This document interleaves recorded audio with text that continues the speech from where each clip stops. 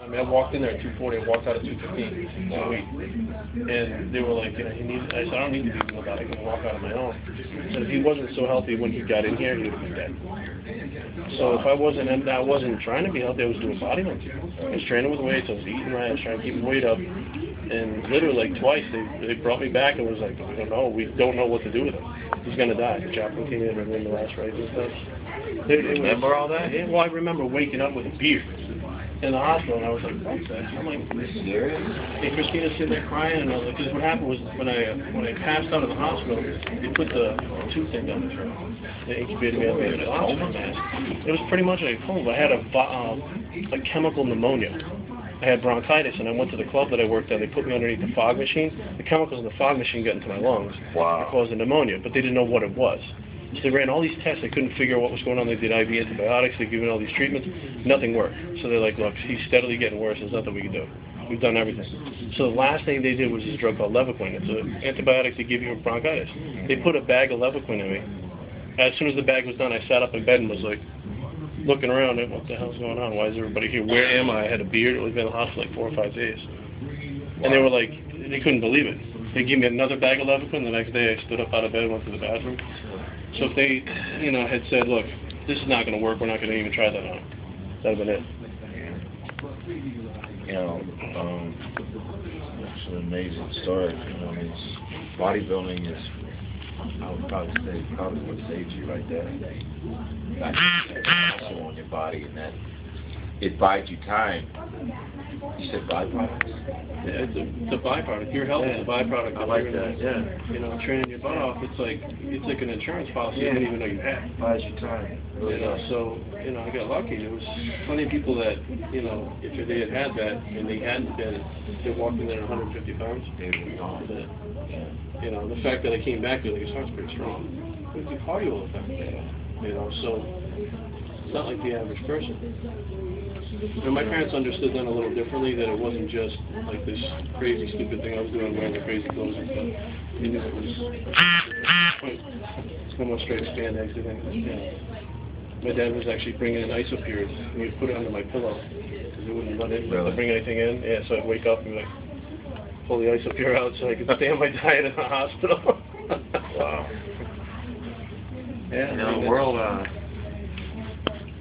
it's tough enough to live in an economy where most people can't buy gas and feed their kids, put the kids through college, get the car repaired and stuff, find work.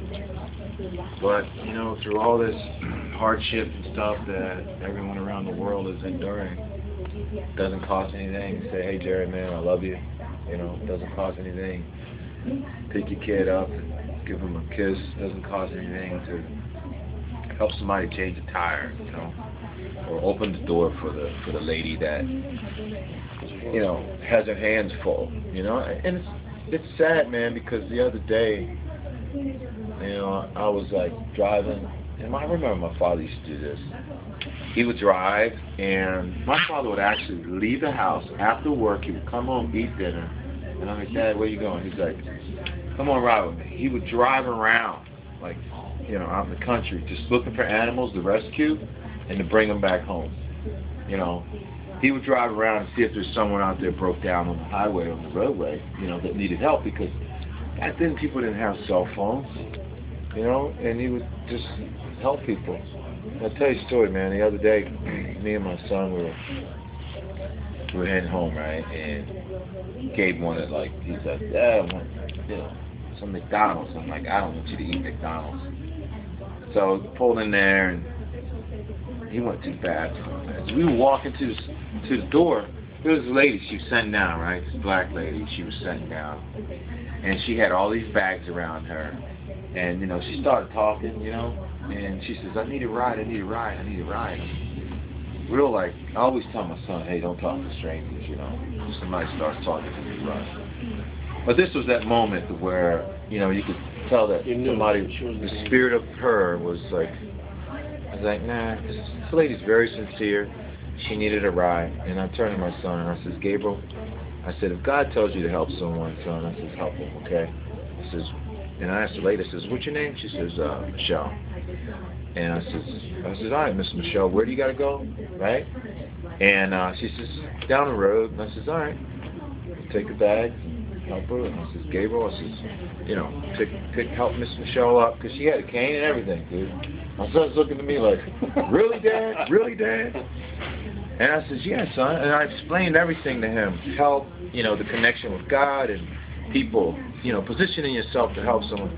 But if I had have been like, and then when we was in the car driving, she's like, you're a good little boy. I says, Miss Michelle, I said, tell my son, about being a good boy.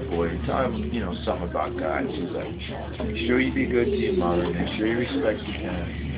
And make sure you say your prayers at night, okay, kid? Make sure you do good in school.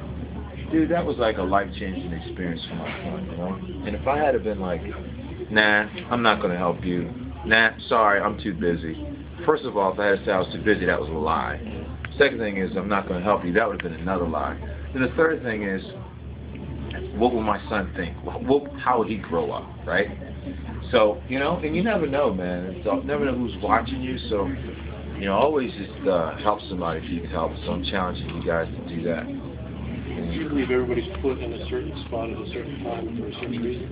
Yeah, I think so. And as long as we operate out of, like, love and caring, I think we'll find out what that purpose is for.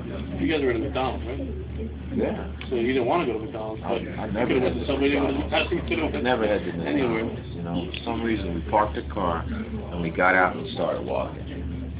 And I just saw this lady talking to these people, and obviously she asked several people, she said no. But the whole time she was just like, wow, thank you so much, thank you so much. I was like, well, you know what, don't thank me, thank God, Because really, God created us to be people, and to love people. That's it. And I think we just get sidetracked. People focus on negative stuff. And like I said, negative takes your energy, it makes your hair fall out, it makes you just mean and nasty. And that's what the devil wants, man. He wants to sidetrack you to get you off of what God's true purpose is for you, and that's to make the world a better place. There's so much going on in 2011, getting hit in 2012, that there's more bad stuff going on than there is good. But I think bad people do good things sometimes, and I think good people do bad things sometimes for whatever reason. So, it's tough to figure out. I'm 35, I still look at people sometimes and go, I don't know, we got a scam, this something happened, it's tough to listen to your own instincts. People, they trick you. Man, I always try to find good in every situation that we want. Because you think, man, actually when that kid was born, right? When that kid was born, I have to say, wherever they were born, whatever race, whatever religion that they were born into, but still, as a child, they're innocent, innocent, very honest. It's that environment, the product of their environment that affects the environment. Controls your mind, but your mind can only expand in the environment that it's shown. So if you take someone whose name is Bin Laden, right? That person that was born, and you had to raise that person, say, in Texas, different person. Right, different being, but same person, but different outlooks. So it affects you had on life, right? So through even whatever we hear about an individual like him, I feel that there's somewhere there's goodness in someone like that. I just think that we just need to find it. So.